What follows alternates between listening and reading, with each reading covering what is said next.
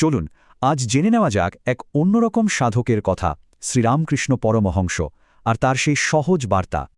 গল্পের শুরুটা কিন্তু খুব সাধারণ। হুগলির এক শান্ত গ্রাম, কামারপুকুর। সেখানেই জন্ম নিলেন এক শিশু, যার চোখে ছিল এক অদ্ভুত আলো। ছোটবেলা থেকেই বোঝা যেত উনি আর 5টা বাচ্চার মতো নন, একদম অন্যরকম। তারপর যুবক বয়সে তার ঠিকানা হল দক্ষিণেশ্বর, মা কালীর মন্দির। আর এখানেই শুরু হল তার আসল সাধনা, ঈশ্বরের জন্য এক তীব্র আরতি। অনেকের কাছে তিনি ছিলেন পাগল, স্বপ্নবিলাসী, কিন্তু তিনি জানতেন আসল সত্যিটা কোথায়।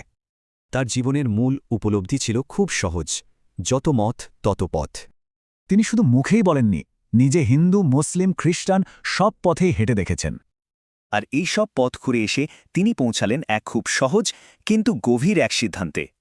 ঠিক যেমন সব নদী শেষে গিয়ে মেশে এক সাগরে। কিন্তু সবাই কি এই কথা বিশ্বাস করেছিল? একবার এক যুক্তিবাদী তাকে চ্যালেঞ্জ করলেন। প্রশ্নটা ছিল সরাসরি, আপনি কি ঈশ্বরকে দেখেছেন? রামকৃষ্ণ একটু থামলেন। তার উত্তরটা ছিল অবিশ্বাস্য রকম সহজ আর সোজাসাপটা, কিন্তু ভীষণ জোরালো। কারণ তার কাছে ধর্ম তর্কের বিষয় ছিল না, ছিল সরাসরি উপলব্ধির বিষয়। আর এই উপলব্ধিরই আরেকটা দিক হল, জীবে প্রেম করে যেই জন, সেই জন সেবিছে ঈশ্বর। এটাই তার সহজ বার্তা, যা আজও আমাদের পথ দেখায়, ভালোবাসা আর নিজের ভেতরটা চেনা।